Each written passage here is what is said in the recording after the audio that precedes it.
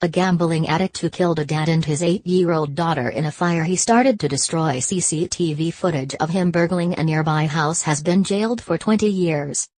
A judge said Daniel Jones' actions had caused enormous pain and suffering to the family of Andrew Broadhead, 42, and daughter Kiera, who died in the blaze. Mr. Broadhead's surviving daughter Mia, 13, bravely took to the stand during Jones' trial to describe her father as the world's greatest hero. Leeds Crown Court heard how Jones, 29, poured petrol through the letterbox of their home in a bid to destroy a CCTV camera which he believed had caught him stealing a safe at a different property. After the sentence today, police released video footage of Jones buying petrol prior to setting the house on fire. Neighbors rushed to save the family and rescued mum Sarah Broadhead, now 36, and Mia during the horrific blaze at their home in Wakefield, West Yorks, on October 19 last year at 4:17 am. However, Mr. Broadhead and Kiera did not survive. After a 2-week trial, Jones was convicted on 2 counts of manslaughter.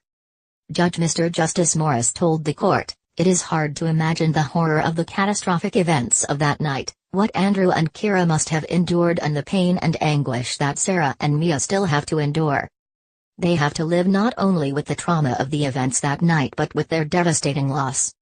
Cases of death through arson are particularly horrific and the seriousness is very grave. You did not intend to cause their death or serious harm to them, you did not know they were not home when you set light to the house. However, I have no doubt that when setting light to number 55 you were guilty of seriously reckless conduct that foreseeably carried the risk of causing death or serious injury. You have caused the death of 2 people and enormous pain and suffering to Sarah and Mia Broadhead and their wider family. Kiera was only 8 years old and particularly vulnerable."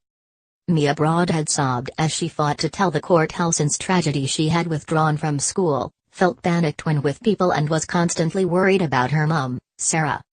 She said, "Since the fire I have suffered from nightmares and every time I tried to sleep upstairs it all came back to me.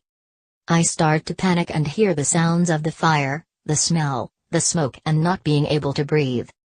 My daddy was the world's greatest superhero and he was my hero.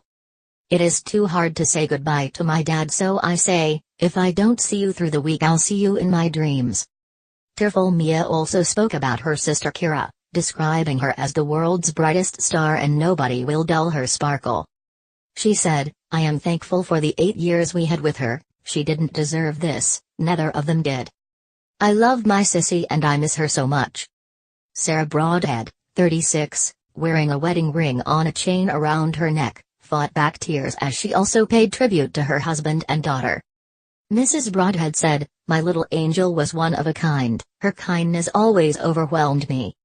In her short 8 years Kiera lived life to the full.